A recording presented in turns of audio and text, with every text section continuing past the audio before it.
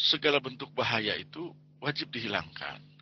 Dan ini nanti dalil ini banyak dipakai juga tuh oleh yang anti nuklir ya, karena ada nanti yang dari daerah mana itu di tempat direncanakan PLTN di Indonesia itu di Jepara ya, Jepara ya, Muria apa itu ya. Muria. Nah itu ulama setempatnya mengharamkan PLTN ya, dengan menggunakan dalil ini ya. Termasuk menggunakan dalil Rasulullah jangan kamu membuat bahaya dan membahayakan diri sendiri. Itu coba nanti kita elaborasi ya. Nah jadi padahal maksud Nabi tidak boleh menimbulkan bahaya diri sendiri dan bahaya bagi orang lain itu la darara wa dirara itu yaitu menghilangkan bahaya. Jadi wajib ya bagi kita. Jadi Rasulullah memberi petunjuk bahwa segala bahaya, madarat itu wajib dihilangkan. Jadi ketidakadaan logistik, tempat tinggal, masjid, sekolah. Nah ini yang nanti kita menjadi refleksi bagi kita ya, tentang pertanyaan terakhir yang tadi, yang setelah ini akan saya coba jawab.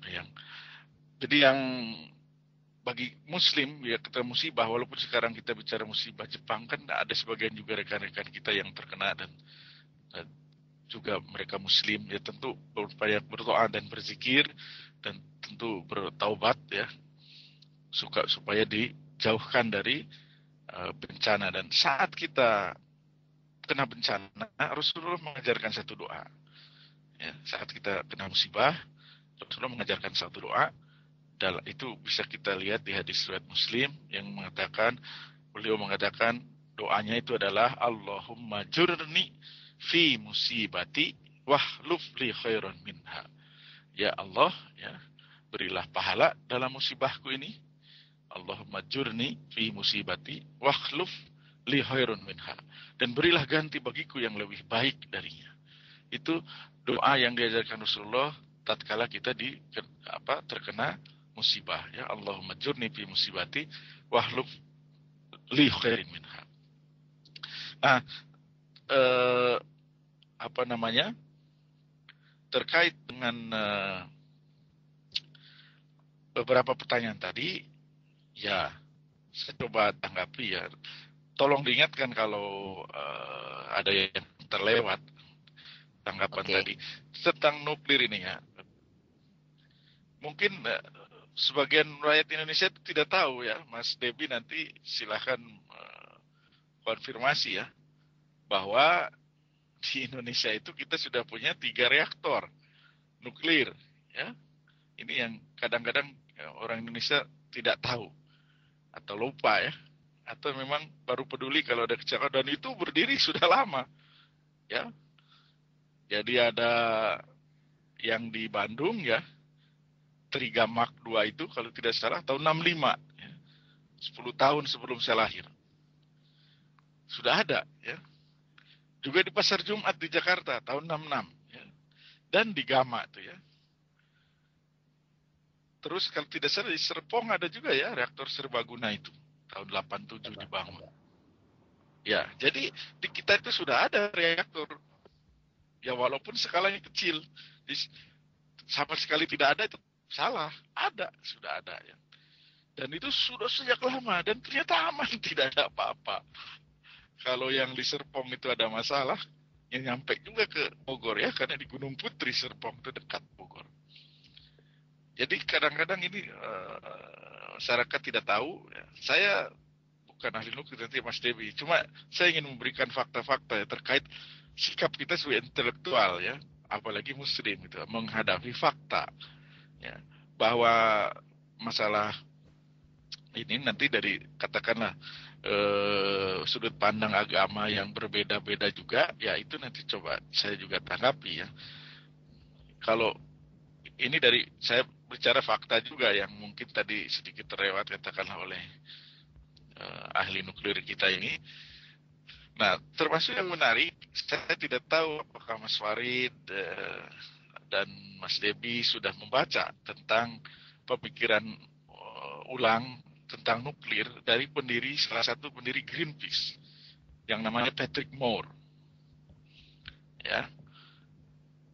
Patrick Moore itu dulu pendiri Greenpeace, tapi sekarang dia sudah berubah ya pemikirannya tentang energi nuklir, pandangannya. Saya tidak mengatakan sepakat atau tidak. Sekali lagi ini saya sebagai seorang intelektual ya, kita harus bicara empiris ya, sesuai fakta yang kemudian kita melihat bagaimana agama menilai sikap kita itu, apakah membolehkan atau tidak ya, karena bagi kita sebagai intelektual plus yang utama sebagai muslim harus ingat tadi bahwa semua perbuatan kita akan dimintai pertanggungjawaban di hadapan Allah kan itu ya. Jadi tidak sekedar science just for the sake of the science ya, dan bebas nilai, tidak ya. Karena kita terikat di suatu saat Allah akan meminta pertanggungjawaban, ditanya kita kan tentang apa yang kita ucapkan, apa yang kita lakukan, apa yang kita perbuat. Nah ada yang nanya konsep kita di Quran, nanti dulu ya. Ini menarik ya, fakta yang dari beliau Patrick Moore katakan itu misalnya dikatakan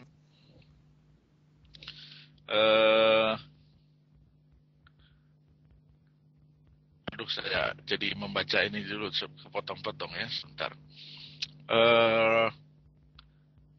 Saat ini di seluruh dunia ada 441 PLTN.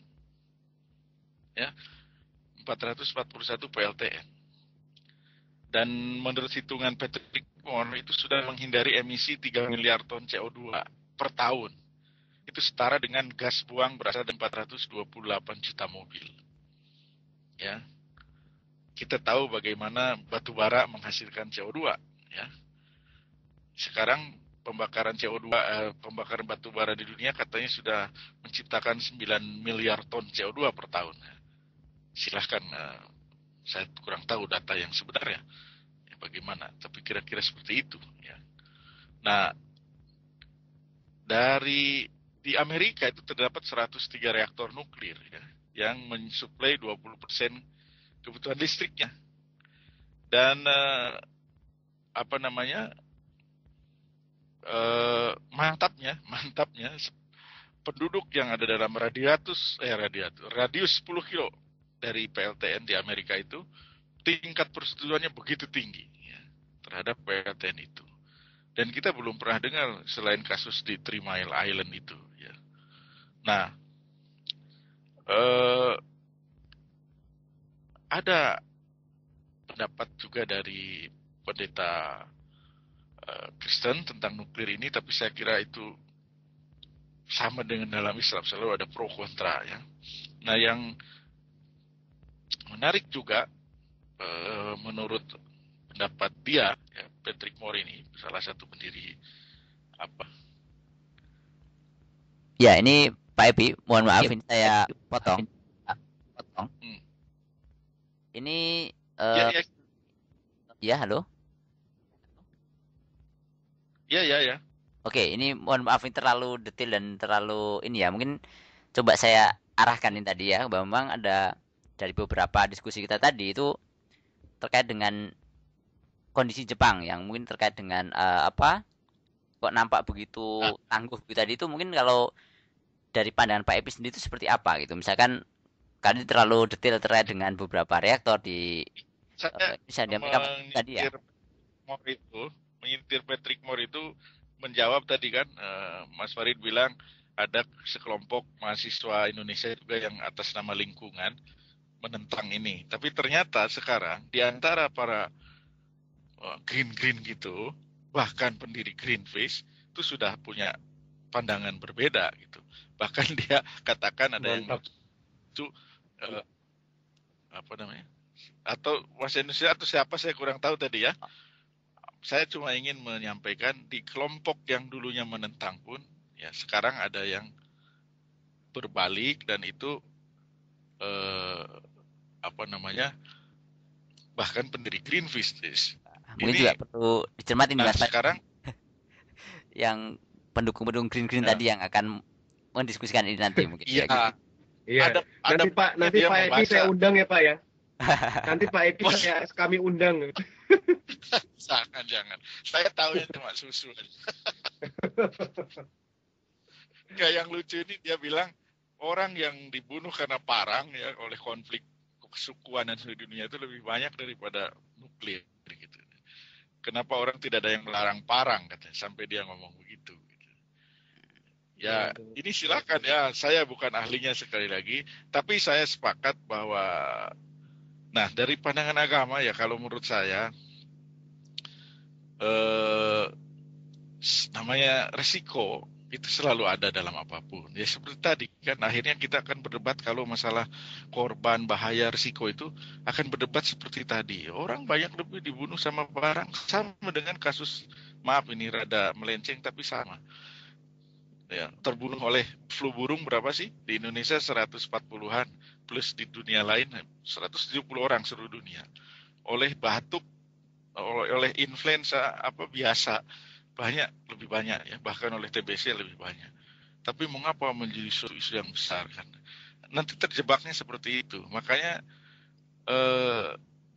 dalam hal ini ya, sebenarnya setiap teknologi akan ada resikonya dan makanya bahwa dalam Islam memberi aturan umum ya.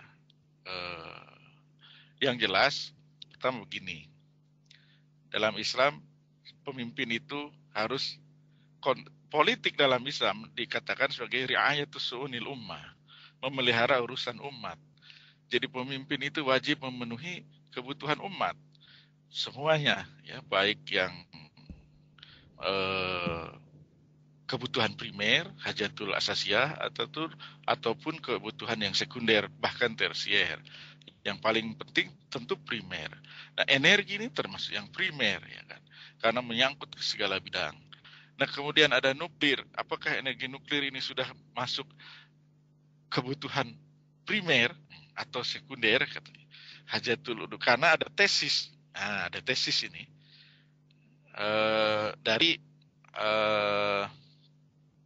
Ada tesis ya dari di S2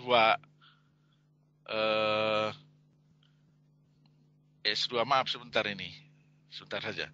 Tesis Chris Dewiyantoro ini ya, namanya Chris Dewiyantoro. Ini dari pandangan Islam dan nuklir. Pandangan Islam dan nuklir. Ya kesimpulannya sebenarnya pendekatannya memang ini tesis magister dalam syariah ya. Rencana pembangunan pembangkit listrik tenaga nuklir di Indonesia dalam perspektif hukum Islam. Chris Dewiyantoro, Program Pasca Sarjana Institut Agama Islam Negeri Sunan Ampel, Surabaya 2008. Oh, ternyata isu ini juga sudah dikaji juga ternyata dari si aspek dan syariah juga ternyata ya. Mungkin Bapak Debi yang ahli nuklir juga baru dengar ada tesisnya loh ini ya dari IAIN. Nah ini baru dengar bahkan, Pak. Bahkan ini menghususkan diri meneliti tentang rencana pembangunan yang katanya sekarang sistem PWR itu, Pressurized Water Reactor, yang katanya paling aman, terbaru dan sebagainya itu kan ya. Dan ya kesimpulannya begitu ya. Jadi sepertinya memang beliau sudah, kan tadi saya bilang ada orang itu meneliti dari awal sudah pendekatan konflik, pendekatan penentangan. Ada yang pendekatannya kesamaan, nanti baru kemudian dilihat kalau memang ditemukan penentangan, ya disimpulkan penentangan. Kalau memang ternyata sama, ya harus gentle sama gitu ya. Nah ini beliau dalam tesisnya ya mengatakan PLTN ini masih kategori sekunder, bukan daruriyah, bukan yang sangat